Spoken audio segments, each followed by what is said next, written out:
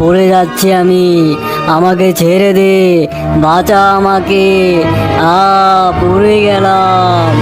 আমি আর কারো ক্ষতি করব না, এবারের মতো আমাকে ছেড়ে দে। তোমরা যেহেতু আমার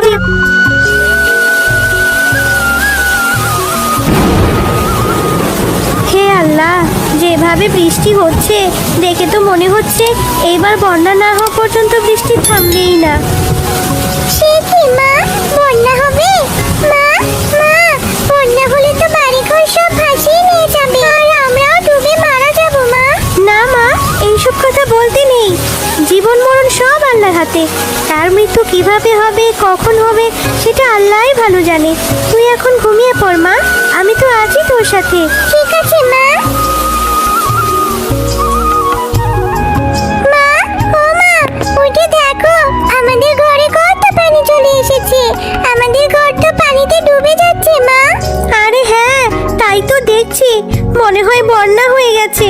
কাল বন্যার কথা বললাম আর এখনই বন্যা হয়ে গেল।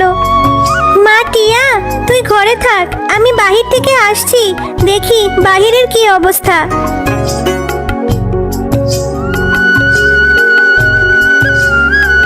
যা ভেবেছিলাম তাই হয়েছে। বন্যায় তো দেখছি পুরো গ্রাম পানিতে ডুবে গেছে। এখন এই মেয়েটাকে নিয়ে এই বন্যার মাঝে আমি কি করি? মা টিয়া, পুরো গ্রাম পানিতে ডুবে গেছে। আমাদের ঘরও যে কোনো সময় ডুবে যেতে পারে। তাই চল মা, আমরা এখন আমাদের ঘরের চালে আশ্রয় নেই। মা, আমাদের ঘরের চালে আশ্রয় নিতে হবে কেন? ঘরের চালে আশ্রয় নেওয়ার থেকে আমরা বরং মামার বাড়ি চলে যাই। মা রে, মামার বাড়ি কি করে যাব রে মা? আমাদের কাছে তো কোনো নৌকা নেই। আচ্ছা ঠিক আছে মা। মা, আমরা তো ঘরের চালে আশ্রয় নিলাম। মা রে, খাওয়ার মতো তো কিছুই নেই। যা ছিল সব বন্যায় ভেসে গেছে। তবে আমার কাছে কিছু শুকনো মুড়ি আছে, এখন বরং তুই এই মুড়িগুলোই খেয়ে নে। ঠিক আছে মা, তুমিও খাও। না রে মা, তুই খা, আমার খিদে নেই। বললেই হলো তোমার খিদে নেই? তুমি তো কাল রাত থেকে না খেয়ে আছো, তাই তুমি না খেলে আমিও খাবো না, এই বলে দিলাম। কিন্তু মা টিয়া, এইখানে যে খুব অল্প মুড়ি আছে, দুজনের হবে না। হবে মা, হবে। এবার তুমি খেয়ে নাও তো। লক্ষ্মী মেয়ে আমার, আল্লাহর কাছে লাখো কোটি শুকরিয়া। আল্লাহ আমায় তোর মতো একটা লক্ষ্মী মেয়ে দিয়েছে।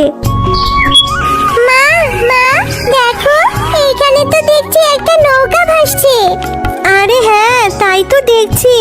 মনে হয় আমাদের সাহায্য করার জন্য আল্লাহ এই নৌকাটি আমাদের জন্য পাঠিয়েছে। হ্যাঁ মা, তুমি একদম ঠিক বলেছো। চলো মা, আমরা এবার এই নৌকায় করে মামার বাড়ি যাই। হ্যাঁ রে মা, চল।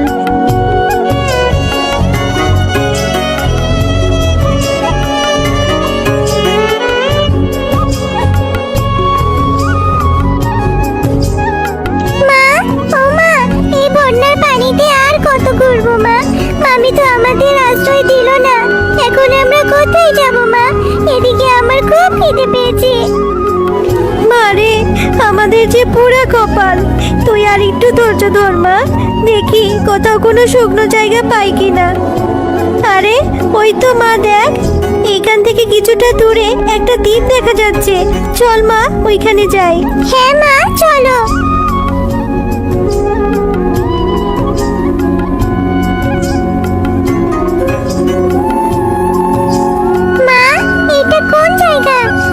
দেখি একটা কল্পনার জগৎ।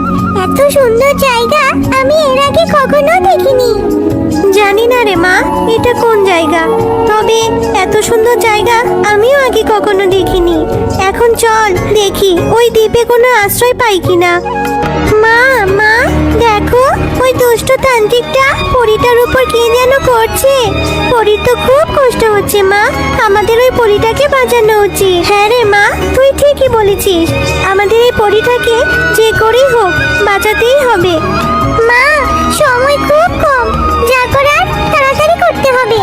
কি করি কি করি?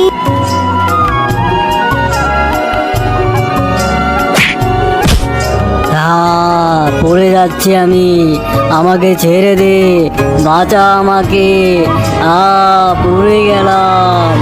আমি আর কারো ক্ষতি করব না, এবারের মতো আমাকে ছেড়ে দে। তোমরা যেহেতু আমার জীবন বাঁচিয়েছো, তাই আমিও তোমাদেরকে সাহায্য করতে চাই। এই নাও জাদুর তরমুজের জুস বাড়ি। এই বাড়িতে তোমরা তোমাদের যাবতীয় সব জিনিস পেয়ে যাবে, আর এই বাড়ি থেকে তরমুজের জুস নিয়ে তোমরা বিক্রিও করতে পারবে। তোমাকে অনেক অনেক ধন্যবাদ পরি, তোমাদেরকেও অনেক অনেক ধন্যবাদ।